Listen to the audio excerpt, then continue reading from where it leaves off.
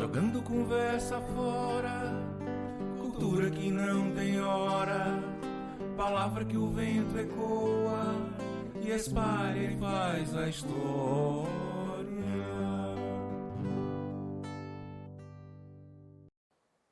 Olá, meus amigos, tudo bem? Estamos aqui de volta no nosso quadro Jogando Conversa Fora, o nosso canal. E você, antes de tudo, não esquece, clica aqui no nosso canal, se inscreve e ativa o sininho para receber as notificações dos nossos vídeos novos. Hoje eu estou assim, deveras emocionado, porque vou ter a oportunidade de conversar com uma pessoa que eu gosto muito, e não só eu, creio que uma infinidade de pessoas que vão assistir essa entrevista também vão se divertir bastante. Essa pessoa que eu vou entrevistar hoje é simplesmente um dos sacerdotes católicos mais conhecidos, mais amados aqui da nossa comunidade teresinense e piauiense como um todo. E ele, só para vocês terem uma ideia, ele já completou 33 anos de vida sacerdotal. E era para ter 35, só que quando ele concluiu o ensino dele, ele tinha apenas 22 anos, então ele não podia, e aí ele teve que esperar para completar a idade. Essa pessoa dispensa apresentações e eu vou deixar que ele mesmo conte a história da vida dele com vocês, o nosso querido Padre Antônio Cruz. Tudo bem, Padre? Vamos jogar a conversa fora, né? Vamos jogar a conversa fora. Conversa fora. É um prazer enorme. Quando eu fui contactado, eu sempre me coloco à disposição, porque eu sou da Primavera, sou de família muito pobre. O meu avô, por parte de pai, morreu com 86 anos, analfabeto, nunca teve terra, né? Então eu sou filho de um sem terra, de um migrante. Meu avô nasceu nas extremas do Piauí com o Ceará, perto de Crateús, Castelo do Piauí, e papai nasceu por lá. O papai nasceu, é o primeiro filho, nasceu em 32. Em 33 teve uma seca tão grande. O avô disse que em 32 ele engordou os porcos dele com feijão. Em 33 não caiu uma gota d'água. E então foi muito difícil. Tanto o seguinte, que lá da parte do meu pai, Galdino Alves, aquela região toda, vovó teve 11 filhos e só 4 escaparam, 7 morreram de fome. Então nós somos. O meu irmão mais velho, o Cristóvão Colombo, ele entrou na faculdade em 78. Então meu avô esperou 78 anos para que um neto entrasse no curso superior.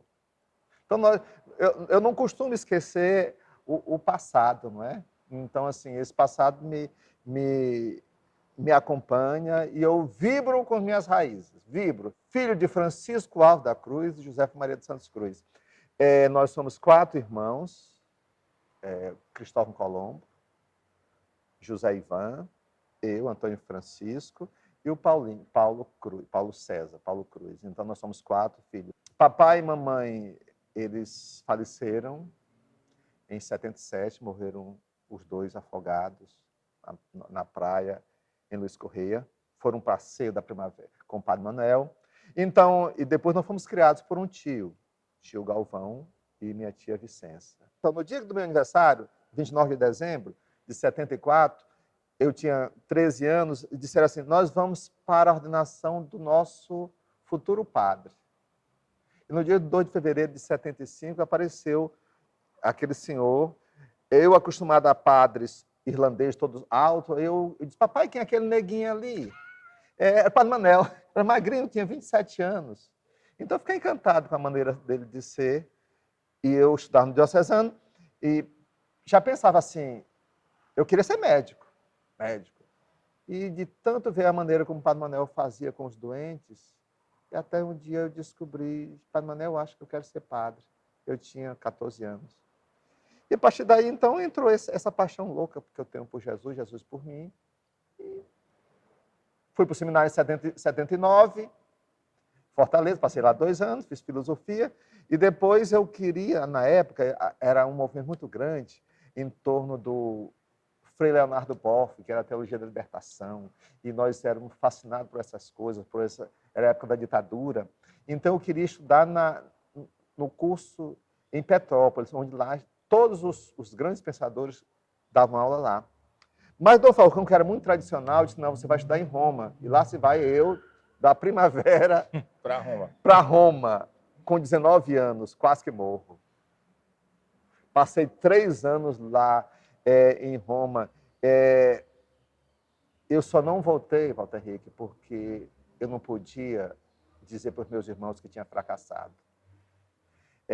Eu era órfão há 4 anos, eu não podia dizer que não tinha conseguido. E naquela época que eu estudava no Colégio Diocesano, só 2 pessoas da minha turma saíram para estudar fora. Foi a Vânia Tágera, do grupo José Elias Tágera, foi para Londres, e eu fui para Roma. Então eu não tinha o direito de dizer assim, não consegui. Sofri demais. Mas uma coisa engraçada é o seguinte, como não podia voltar para o Brasil, nas férias eu fui trabalhar na Alemanha, como trabalhador estudante de férias na fábrica da Mercedes-Benz, uma cidadezinha chamada Böblingen, perto de Stuttgart. E lá eu passei os 82, 83, 84, de julho a setembro, nessa cidadezinha. Então, aprendi alemão. Aquilo foi fantástico, porque como eu não podia ligar para o Brasil, porque era muito caro, uma carta, para ir e voltar, bastava 1 mês. Então, eu me desafogava como? Na Alemanha, ligando lá para a Alemanha. Então, é o seguinte, lá a senhora falava português, e aos poucos, chegou um ponto que ela falava alemão, eu falava em português, e a gente se entendia perfeitamente, tanto que depois eu virei fluente na língua alemã. Voltei em 84, com o diploma, porque precisava ter o diploma. Mas é o seguinte, em Roma, eu estudei na Gregoriana, que é a melhor universidade que tem em Roma, dos jesuítas. As pessoas dizem, você estudar na Gregoriana, meu Deus do céu, na Gregoriana eu estudei, escapei, né? Escapei lá. A gente fica tão famoso só por ter estudado fora. Isso foi tão bom porque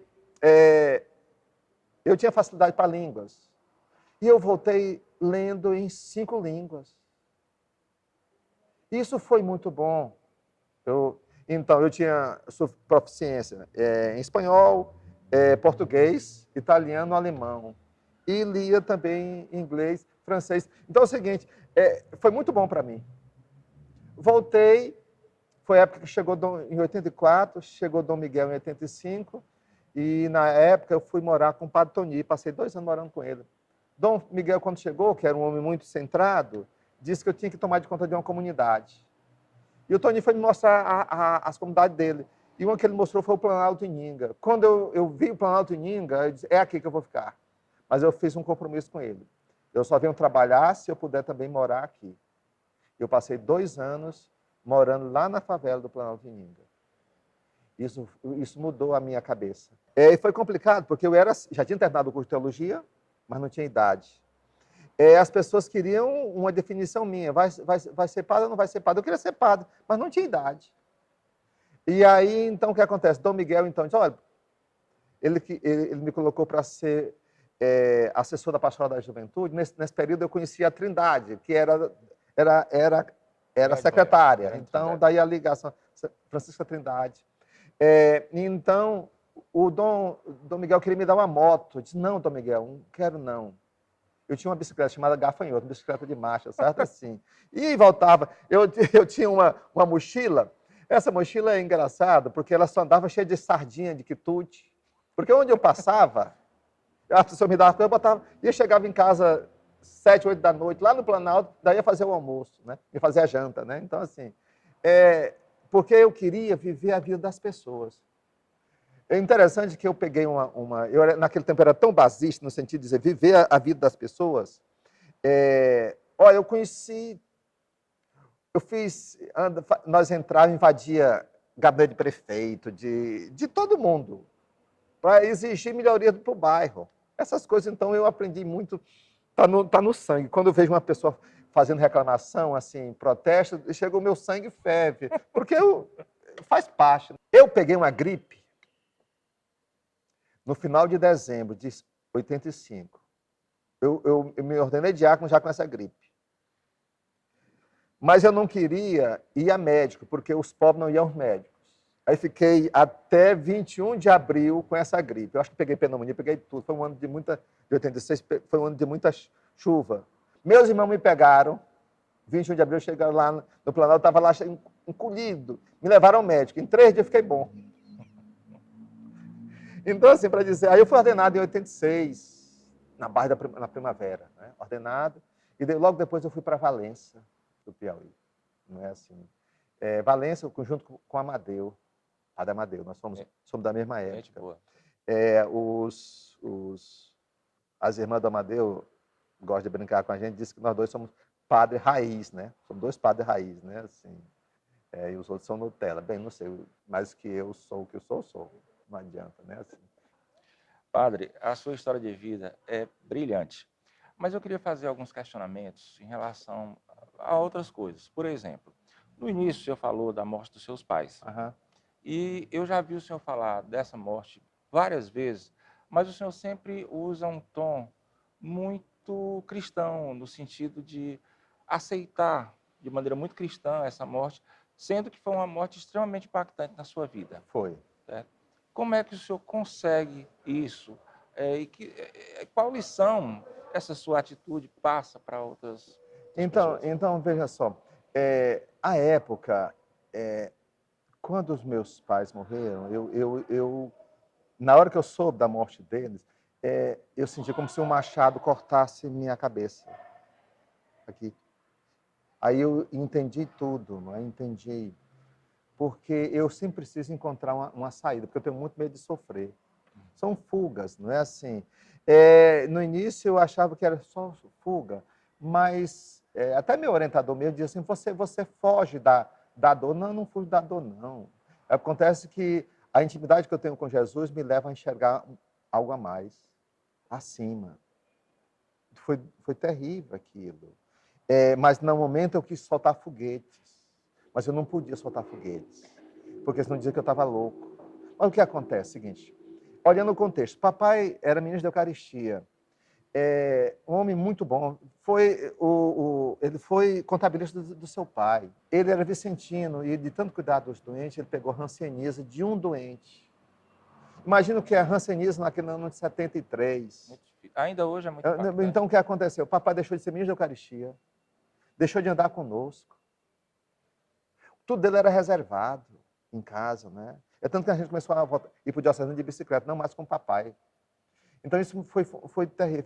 Minha tia casou, a mamãe passou 6 meses chorando, porque morava com a gente, a tia que nos criou. Então, assim, papai e mamãe eram muito unidos. E a gente via cada dia mais que o papai ia definhando.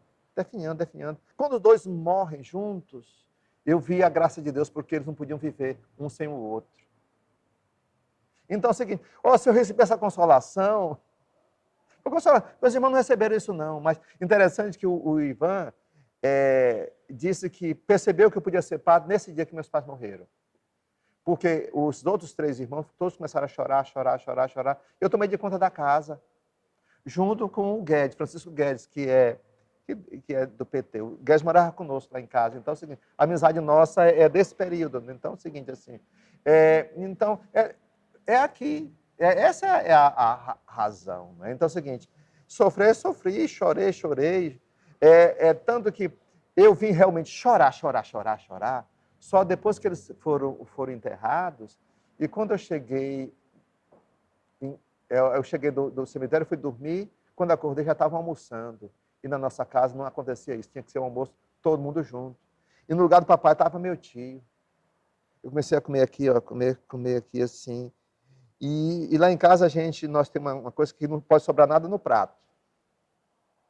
Se um deixou, o outro come, porque não pode estragar. E então eu não contei conversa. O Ivan deixou, não quis comer, eu peguei o prato aqui e na cabeça dizia assim: agora vai mudar tudo. Vocês não têm mais o pai e mãe. Vocês têm que agora assumir essa coisa. Aí meu tio disse: rapaz, que eles pegam daqui, do prato. Da travessa, e eu senti aquilo que ele estava me protegendo. Aí pronto, aí eu fui lá para a Igreja da Primavera, ainda entrei lá diante do Santo, depois fui lá para o quarto do Padre Manel, chorei, acho que passei mais de 1 hora chorando. Então, assim, eu também chorei, então é o seguinte, mas eu fui consolado, né?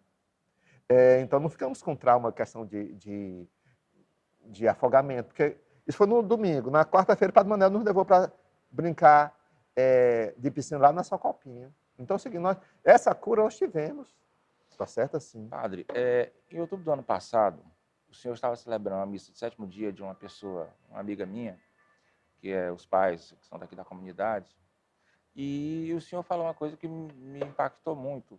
Quando o senhor falou de como a morte do nosso saudoso e querido padre Lauro de Deus, alguns anos atrás, também por suicídio, isso lhe impactou, ele fez muito mal. E isso me marcou muito, essa história. Eu queria que o senhor contasse. É o seguinte, porque quando eu soube, Lauro morreu, eu fui, 4 padres ficaram tomando de conta. Foi Padre Amadeu, eu, Francimilson e Luiz Eduardo. Nós 4 tomamos de conta. Então, o que aconteceu? Eu e Amadeu fomos para a catedral. E Luiz Eduardo e Francimilson ficaram no IML. E enquanto o corpo não chegava, eu fui para a capela. Eu passei 2 horas na capela em silêncio. E eu vivi, eu entrei no espírito do Lauro. E vivi as 2 últimas horas dele. Eu vi, estava presente. Estava presente. Porque, pelo aquilo que eu experimento, o inconsciente é um grande HD. E esse inconsciente foi registrado em todo o universo. Então, quando o meu inconsciente está aberto numa dor dessa, eu consigo entrar na mente das pessoas. O inconsciente é atemporal. Então, eu vivi os últimos momentos do Lauro. E foi terrível. Todos os momentos. Isso foi... Então, o que acontece? No outro dia, eu fui para Luiz Correia. Era 16 de agosto. E então lá, seguinte, minha família estava toda lá, a família toda. E eu me afastei do grupo porque eu estava muito triste. Eu estava tomando uma cerveja. E aí senti o impulso, o mesmo impulso. É dor por cima de dor, então é de cascata. Vai, só um atrás do outro. E nesse momento, o meu auau, o Nino, que estava lá longe, numa turma de churrasco, que ele é louco por comida, impressionante, ele saiu de lá, correu ao meu encontro, e veio me lamber, eu chorei, eu disse, Nino, diz que eu sou importante para ti. Tá certo? Então é o seguinte, nessas horas a gente precisa ter algo importante, porque o limiar entre a não existência e a existência, a utilidade, não utilidade, o sentido, não sentido, é um fio. E então, eu digo a você, naquele momento foi assim. Então, a gente vai assim... as pessoas ficam falando sobre suicídio e aí cada um dá uma das razões. A gente fala para não ficar calado. Falo para não ficar calado. É que nem falar sobre a Trindade. A Trindade, ninguém sabe explicar a Trindade. A gente fala para não ficar... Tem que dizer alguma coisa. Não é? Então, é um mistério, um grande mistério. Então, mas eu tenho o seguinte, que essa questão é um infarto na alma. Não é? Porque para não pegar e dizer, é falta de Deus. Que falta de Deus? Nada. Eu tinha acabado de rezar. É melhor dizer assim, infarto na alma. Infartou. O que aconteceu? Infartou a alma. E aí tira essa conotação de negatividade. Né? Então é isso um pouco, foi isso que eu queria naquele dia. Né? Outro ponto que eu queria que o senhor falasse é exatamente quando a Bíblia prevê que todo joelho se dobrará, toda língua proclamará Jesus é o Senhor. Enfim, hoje a gente vê cristãos sendo mortos pelo mundo afora, por extremistas, e vê muitas vezes até brigas, não vou colocar brigas, mas críticas, principalmente eu cheguei a ver uma vez um determinado líder religioso evangélico dizer que para ele o maior inimigo que ele tinha era a Igreja Católica. Como eu queria que o senhor comentasse isso, como é que a gente vai conseguir chegar a essa coisa ecumênica, sabe, sem, dentro desse contexto de, muitas vezes, ainda de um não aceitar a maneira de ver do outro, da fé? Deus, ele não constrange ninguém, sabe assim? Deus não constrange ninguém. Todas as religiões nasceram a partir de uma experiência profunda do sagrado, do numen, do luminoso, não é assim? E então, atualmente, eu estou terminando de ler um livro de 800 páginas sobre o islamismo. Estou apaixonado pela ideia. O que é? Islã significa submissão. Submissão total. Tem um seriado na Netflix, Restoration, que é o grande guerreiro otomano. São 300 capítulos. Vale a pena, que é o fundador do Império Otomano. Eu fiquei encantado com aquele cara, porque é o seguinte, porque para ele tudo importante é a causa de Alá. Eu li, o ano passado, um outro livro do mesmo autor do islamismo, Hans King, sobre ser cristão. E ele coloca que a causa de Jesus é a causa de Deus. E qual é a causa de Deus? É a causa do homem. Tudo aquilo que Deus é absoluto e o homem é absoluto.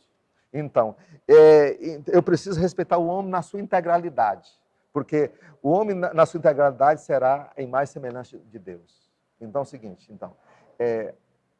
então, com isso, eu preciso, por exemplo, relativizar a minha crença. Porque é o seguinte, não se explica como é que uma pessoa analfabeta como Mohamed tenha tido aquelas experiências e num árabe, ele é o criador do árabe. É perfeito. Certo assim. Como é que ele conseguiu aquelas experiências? Tem algo aí, tá certo? E tem que ser valorizado, tem que ser admirado, tá certo? Então, cada uma das religiões tem umas coisas fantásticas, a gente precisa dizer, meu Deus do céu.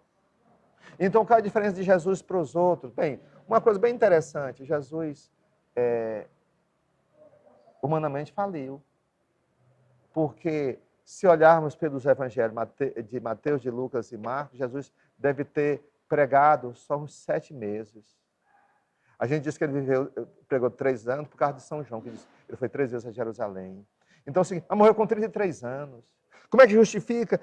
No final, os seus 12 discípulos, todos morreram mártires, aqueles fujões. Eles chegaram na Índia, pregando o evangelho. Então, só pode ter sido algo fora do comum. E não existe nenhuma religião alguém que tenha ressuscitado. Só Jesus. Então é o seguinte... Comprovadamente. Então o que acontece? Porque senão eles não teriam feito o que fizeram. Porque aqueles homens fugiram. E se tivesse só uma ideia, eles não teriam tido condição de dar a vida por uma ideia. Deram a vida por causa de um homem, de uma pessoa, de Jesus, do meu amado Jesus. Então, assim, quando eu vejo o pessoal nessa briga toda, é só poder. Só poder. E aí, então, como é que Jesus tem... Eu fui educado pelos jesuítas, e jesuíta tem uma coisa interessante. Santo Inácio disse que o mundo é dividido em 2 bandeiras, porque ele era militar, então imagina, o inimigo, todo mais inimigo, o amigo, o exército adversário, o exército do nosso lado. Então, 2 bandeiras. A bandeira do mundo e a bandeira do Cordeiro, de Jesus.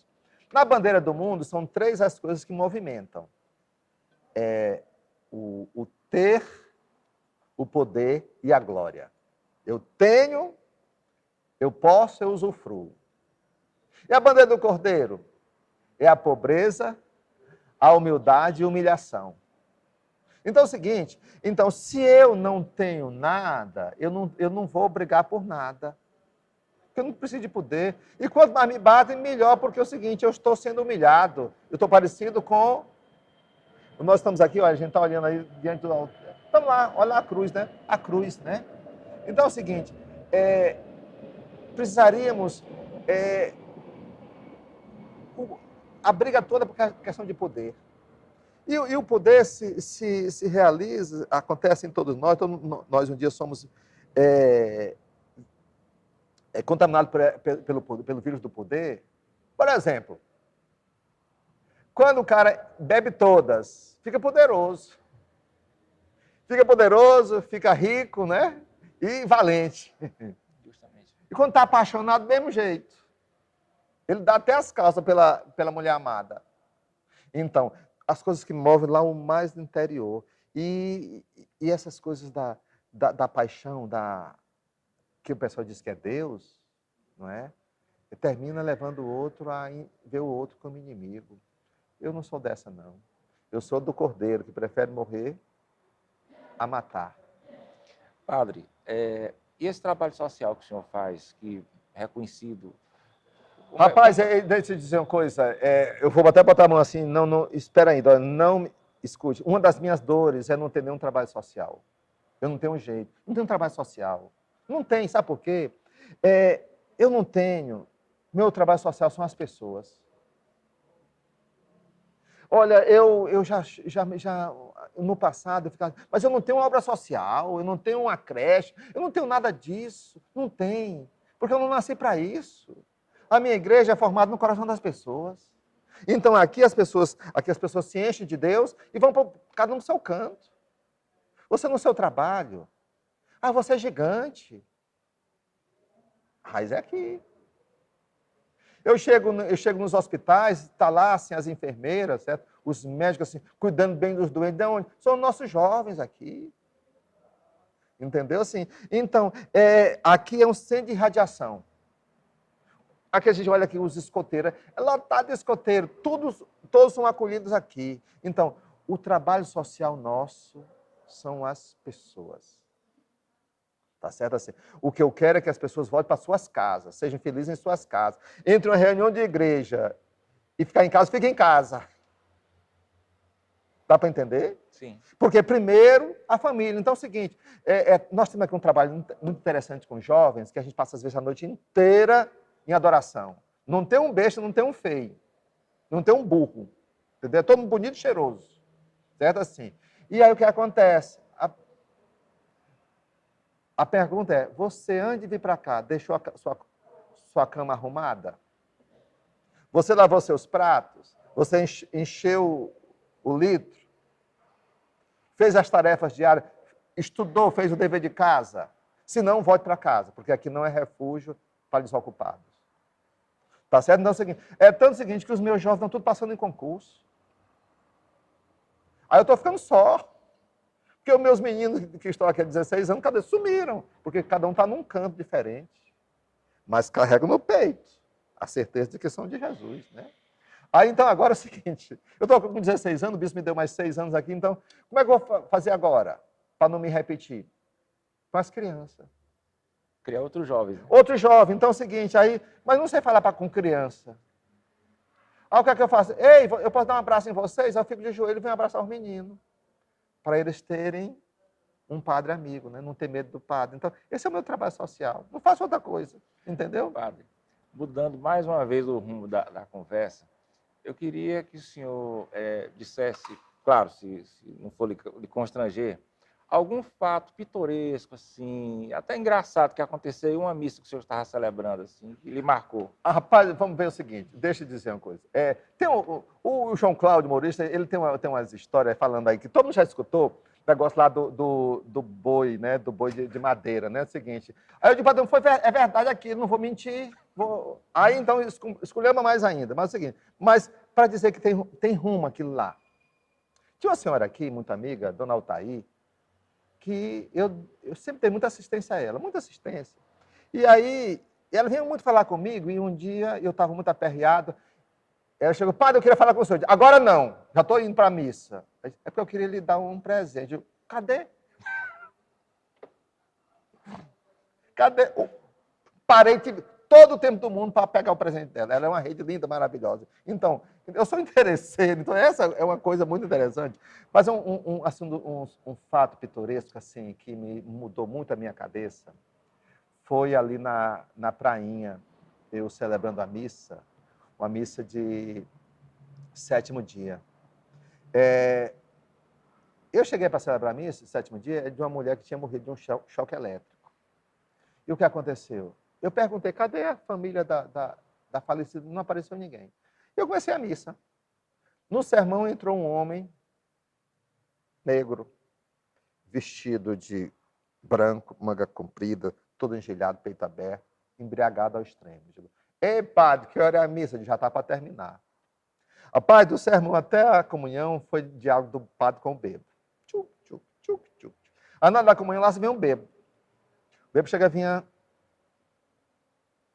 Eu disse comigo mesmo, eu não vou dar comunhão para esse homem. Ele não está em condições. Não vou dar comunhão para ele, não vou dar. E eu fui me dirigindo para o altar e o bêbado puxando minha camisa. Ei, padre, minha hóstia. Aí eu disse assim, senhor, ele não está preparado. Aí veio aquela iluminação, e você está preparado para distribuir para celebrar a Santa Missa, corpo de Cristo. Um bêbado me ensinou, homem, o que é mais importante do que minhas mãos pecadoras, o importante é Jesus que eu entrego. Tá certo assim? Então, esse bêbado me ajudou muito a não ficar olhando para mim. Porque é o seguinte, cada um de nós tem seu pecado predileto. Cada um tem pecado predileto. Então é o seguinte, eu passei tantos anos tentando assim, ver se eu resolvia o meu problema. Meu pecado predileto. Depois que eu desisti, que não tinha jeito, Jesus me deu a graça. Então a graça não é ficar olhando para o meu pecado, é olhar para Ele. Ele que vai dar a graça. Às vezes eu estou aqui só o bagaço. Uma coisa pitoresca. Uma vez eu estava aqui, para juntar com isso aí, estava na sala, aí veio uma pessoa, ela vinha meio assim catatônica, assim, ó, toda. E ele disse, padre, ela está muito deprimida, está fora de si, queria falar com... Entre. Mas naquele dia eu tinha brigado com meus funcionários, eu estava chafurdadíssimo. Aí eu não tinha o que dizer para aquela mulher. Eu disse, minha senhora, eu estou pior que a senhora. Você podia botar sua mão na minha cabeça para ver se eu ajeito o meu juízo? Toda vez que ela botou a mão na minha cabeça e reza por mim para ver se eu melhoro aqui. A mulher ficou boazinha. Ela saiu de si e veio ao meu encontro. Aí começou a sorrir. Então, toda vez que eu saio do meu problema e vou encontrar outro, encontro a cura. Então, aquela mulher também fez isso, negócio. Então, essas coisas. Padre, olha, eu passaria aqui o resto do dia conversando com o senhor. Mas o senhor sabe que, infelizmente, tempo é ouro até aqui na internet, né? Eu queria só que o senhor deixasse uma mensagem aqui para nossos internautas e, de antemão, agradecer, né? Dizer assim, para ser feliz, eu preciso ser eu mesmo. Eu mesmo. Walter Henrique, não existe nada em mim que seja para jogar fora. Assim também não existe nada em você que seja para jogar fora. É importante acreditar, você é maravilhoso. Então precisa só se conhecer. Paz. Padre, muito obrigado. Deus continue lhe abençoando nesse seu ministério, que é simplesmente lindo, tá? Tá ótimo. Bem, pessoal, a gente vai se despedir por aqui, mas queria deixar uns pequenos recados para vocês. Terno & Companhia, a grande empresa de moda do nosso colega, grande amigo, irmão, Fontenelle Brito, é quem nos veste e nos deixa um pouco mais apresentáveis para as nossas conversas aqui de toda semana. Eu queria mais uma vez agradecer ao padre Antônio Cruz e dizer a vocês que não esqueçam, na próxima semana nós temos um encontro aqui no nosso Jogando Conversa Fora. E mais, não esqueça de se inscrever no canal, dar o seu like e ativar o sininho para receber as notificações dos nossos vídeos, tá? Fiquem com Deus, vamos por aí Jogando Conversa Fora. Jogando conversa fora, cultura que não tem hora, palavra que o vento ecoa e espalha e faz a história.